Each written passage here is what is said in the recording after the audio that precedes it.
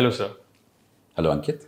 Sir, recently in one of the cases that the Supreme Court was hearing, a bench of justices criticized the practices of announcing freebies prior to elections. And they said that people were not willing to work as they were getting free ration and money. Now, we've talked about the individual short-term welfare measures for quite a bit of time the last couple of years. Do you think there is a role of the Supreme Court in this matter? Yes and no. Okay. In a country like India, sometimes unconventional paths to reform probably are required. At least the court highlights the nature of the problem and nudges the system to look at improvements. That will be helpful in public discourse. But I would certainly not be happy if the court or bench makes casual remarks, because the word freebies is pejorative. Right.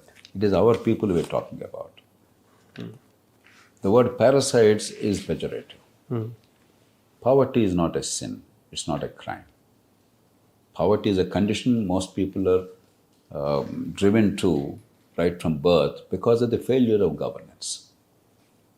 Because the governing system did not do what it ought to be doing to help people come out of poverty. So you cannot make the victim the villain here. But the larger concern about public finances and short-term individual welfare not being the answer to the problems of poverty is absolutely valid. Okay. Is absolutely valid. So to that extent, they help us focus attention. We are discussing it today because court made some observations. Otherwise, probably we'll pretend everything is normal. Because now our politics has become a game of thrones. The purpose of power and the goals for society, the constitutional goals and the developmental goals and the aspirations of people, they are secondary. It's all about who somehow managed to get into power by whatever means. Except that, unlike in Game of Thrones, you don't go and bludgeon a fellow to death or something. But otherwise, means don't matter. And there is no end other than getting into power. There's no greater end. Power is not a means. So that seems to be the pattern. Now, in such a climate, certainly any voice of sanity to look at the purpose of power and how to restructure our society and governance would be welcome. The court has no formal role in deciding how the expenditure is incurred, but the court certainly can play a role by wise and sane counsel, but wise counsel. Right. Not off-the-cuff remarks like, in a middle-class household, drawing room. Casually we say, remove all of them. We get very angry and agitated. These are not very considered responses. By definition, judiciary, or for that matter, any member of society with any sense of responsibility must weigh the options carefully, choose the words carefully in order to be a part of the solution. Sir, in our public discourse, especially on freebies and individual short-term welfare, the discourse or the debate is either or, for against. How do you see that debate? No. You show me a democracy where individual welfare is not there. Okay. I can't think of one. Including the richest country in the world, America. Of course, Scandinavia is very well known for that, Europe. So, it's not either or. Unquestionably, in modern societies, as people like Amartya Sen argued, in a democracy, extreme form of hardship cannot be tolerated. Therefore, there is room for welfare. You cannot allow starvation to continue in the name of democracy. Therefore, there is room for welfare. What is welfare? Individual short-term benefits. Right. But by definition, because it's individual and short-term, it does not enhance the capacity of the individual in the long term and therefore help them come out of poverty. And it does not build the social, collective infrastructure for which the government actually is instituted. So that is the limitation. Therefore, any individual short-term benefit, while it's necessary to the extent it's desirable, has to be more than matched by and balanced by the long-term collective good. Because the state has core functions. The reason why humanity created this entity called the state, only human beings have the government. Animals don't have. They have instinct by which some groups form for hunting and for procreation and protecting their progeny. Limited. Beyond that, there is no collective good that they can envisage. Whereas human society required all this. And while 85% of our lives are dictated by what we do in our lives. It's up to us, our families. Where you live, what you do, which profession you practice, what business you take up, what job you take up, how you spend your money, how you save your money, how you buy a property, whom you marry, whom you love, how many children you have, where your children go to school. It's all your private business. Nobody controls it. But there are things which are necessary for our happiness, for our prosperity, which cannot be handled individually. Correct. That is the purpose of government, the collective. Now, the problem with dominance of individual short-term welfare measures is the real purpose, core functions of government are completely or substantially ignored. Now, that no government has the right, because you are created to fulfill the collective needs. And in your pursuit of personal power, you're focusing entirely on short-term individual needs. Not only individual, but also short-term. And you are destroying the future. Correct. Therefore, that balance is what is required. You cannot say no to short-term welfare. You cannot say only short-term welfare. Why we can't say no to short-term welfare, sir? Because human society in the modern world cannot accept extreme deprivation. If somebody, as I told you, extreme case is starvation. The whole Amartya Sen's literature is on that. Democracies of China allowed 20 million people to starve to death between 1958 and 61 because of the extremely flawed communist experiments of Mao Zedong, the Great Leap Forward and so on and so forth. A democratic society will not allow it. People cannot tolerate it. That's why in countries like India, despite mass poverty, there was never mass starvation. So that's a classic example. You cannot allow starvation. Similarly, some basic things we have to make sure to the extent possible, but with a clear balance. For instance, to my mind, the ratio is, if you borrow money as the government, just as an individual or a family, it must never go for current expenditure. You cannot borrow for day-to-day expenditure, because then without creating assets and earning capacity, you are shifting the burden to the next generation. It is against nature. It's against prudence, fiscal prudence. It's against principles of natural justice. So, there cannot be welfare from borrowed money. Correct. So, we must have some basic rules like that. But otherwise, you cannot say no to welfare. Society wants to make sure that people at least have a minimal chance of survival. But minimal chance of survival, not the illusion that somehow the answer to problems of poverty is distribution from the collective by borrowing and burdening the future. That is the level to which we have sunk in many states, unfortunately. So some segments of the political class also claim that the electorate values freebies over development. Is that fair to say? No, it's a catch-22 situation.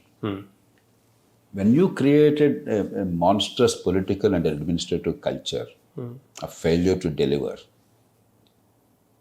people don't really see any tangible benefits that you're providing. Okay. Supposing you provide guaranteed quality education for every child, irrespective of birth. And in my judgment, that is a birthright, particularly school education. Because in modern world, quality of education and skills is what is the passport to prosperity. Without that, you cannot really go upwardly mobile. Now, supposing the government actually delivers that, and therefore there is vertical mobility on account of skills. No matter where you're born, no matter the accident of the womb, you have a chance to compete, because intelligence is distributed somewhat equally across all groups. Intelligence is not limited to rich families or powerful families or prime minister's families or chief minister's families or IAS officers' families. Intelligence is distributed widely. Talent is distributed widely. The society's job is to ensure that that potential is fulfilled. Supposing that's actually there. Supposing quality healthcare without out-of-pocket expenditure is available to people. Then they see where the money is going, how their lives are improved on account of that. Take these two issues, the two central issues. You ask any hardworking Indian from the poorer sections, unorganized sector, a taxi driver, an auto driver, or a small shopkeeper, or a vegetable vendor, or somebody else, the people whom we encounter on a daily basis, the cook in your house, your chauffeur, etc. In every family, education is a huge burden. School education, 20,000, 30,000, 50,000. Even then, education is so bad government or private in most cases, the children of the poor have very little chance. In every family, healthcare is a burden. Notwithstanding PM's Ayushman, which at least shifted the hospital expenditure burden from the individual to the state, but the real healthcare is not improved. Therefore, any outpatient care, any minor sickness, the consultation, investigations, medicines, they cost each time a few thousand rupees, which is a big burden for the poor. Now, supposing you actually demonstrate that and simultaneously demonstrate that you can rise and your family, after generations' hard work and thrift and sacrifice, has come from poverty to middle class and above, then you can persuade people that there is a reason why you should vote for certain policies. When you fail to deliver them and fail spectacularly, when there is no long-term good that is happening, then you have to satisfy them with the short-term gains. So short-term maximization is a result of the failure to provide the long-term goods in a manner that the people can actually appreciate it. We failed. And for our failure, we are blaming the people.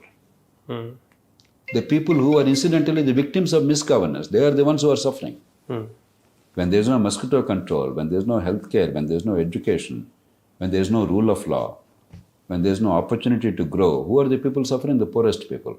And now we blame them? How dare we? They are the victims. How can you blame the victims? Right. So it's a terrible idea to say that people want freebies. No.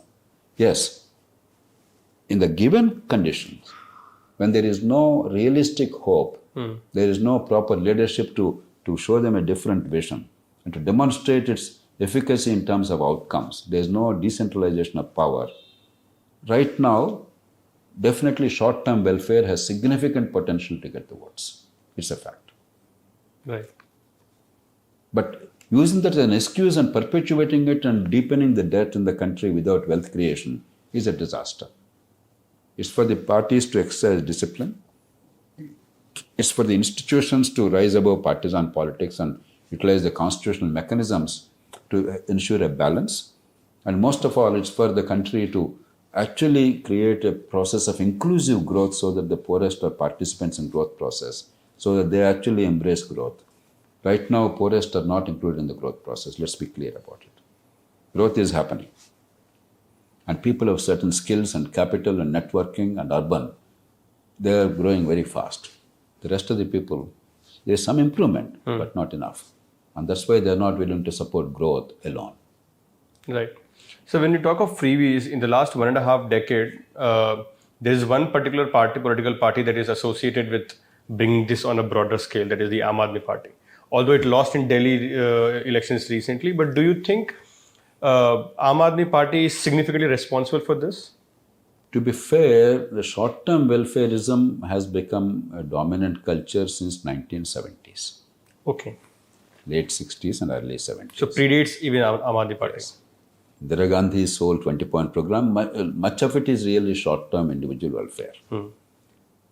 And two colorful personalities, very popular, charismatic leaders, MGR in Tamil Nadu and NTR in Andhra Pradesh.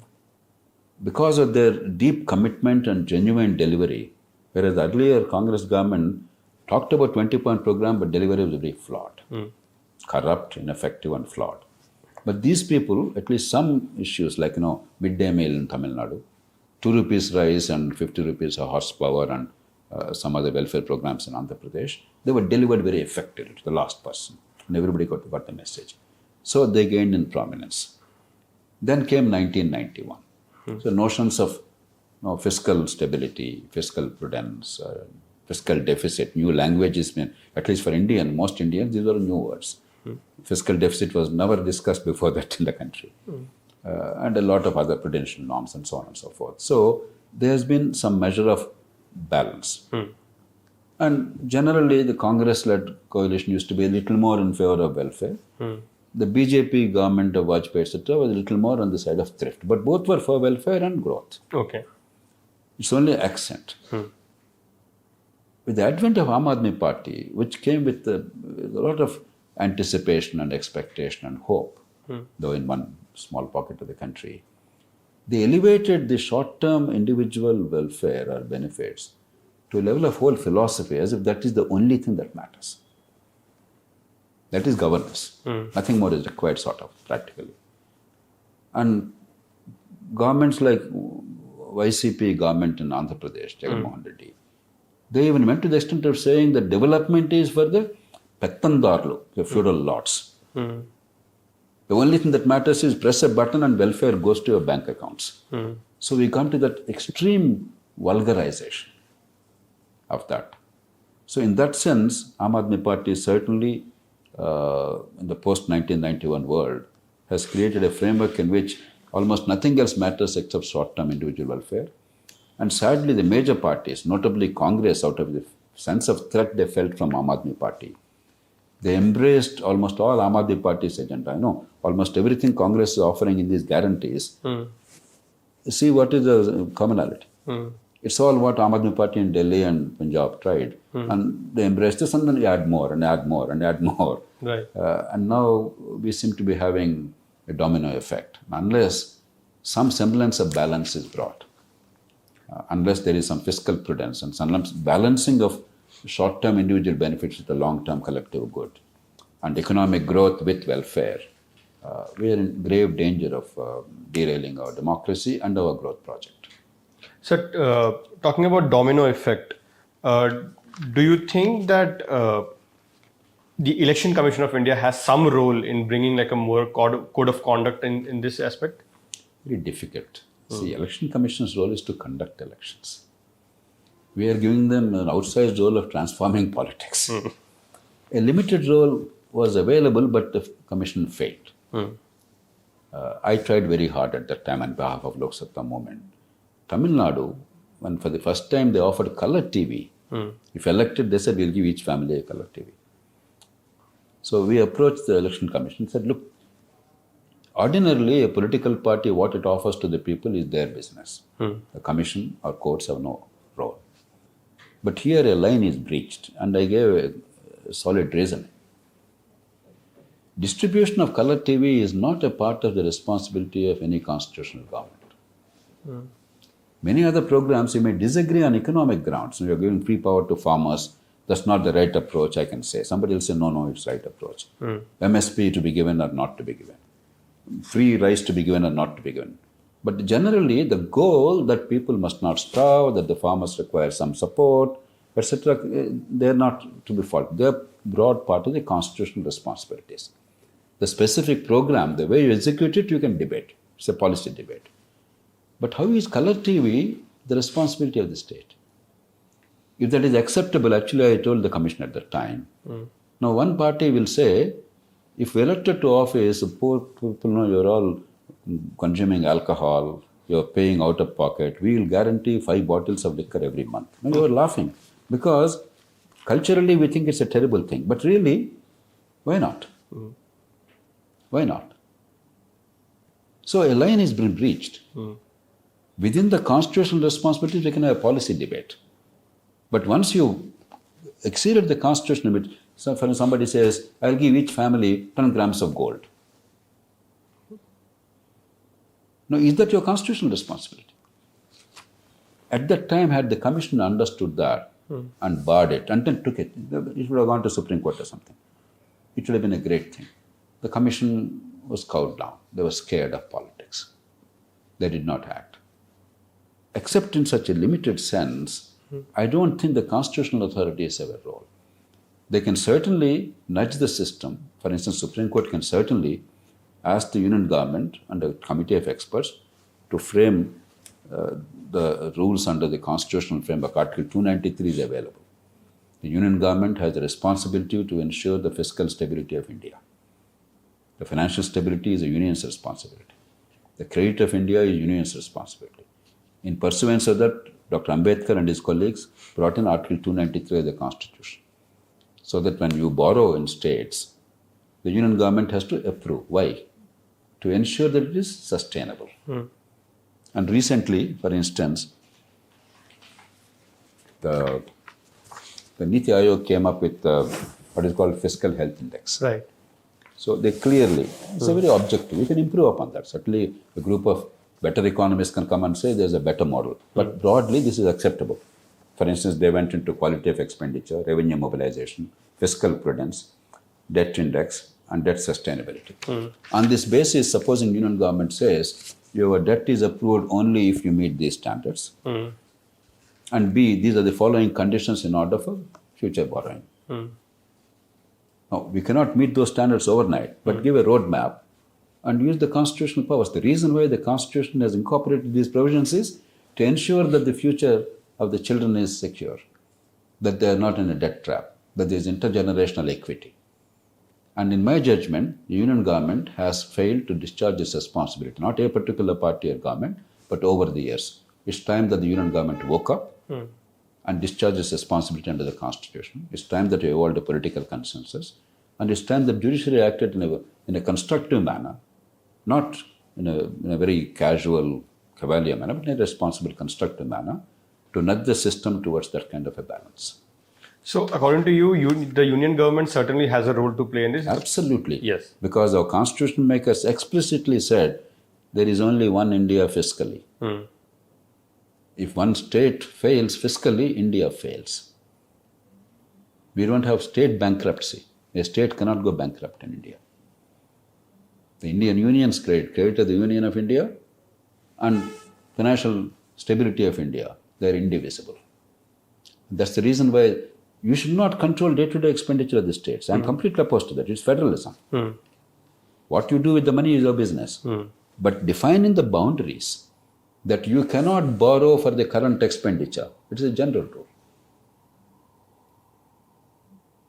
That money spent must yield dividends. You cannot spend on Kaleshwaram and incur the debt for the future generation without any benefit to people. So you're not saying whether or not to take up a particular project or not. You're establishing the framework uniformly and make sure that they're implemented in a non-partisan manner. Like for instance, this index is non-partisan. Okay. It's a verifiable calculation. We can improve that. Because no system you design is perfect. Correct. You can constantly improve. Let a group of experts sit and improve that. Let there be an open, transparent measurement of indicators and make decisions on the basis of that. Not because I like your party, not because I like your government in the state, I don't like your government. So that is something that we have to ensure. All right. Thank you for sharing your perspectives.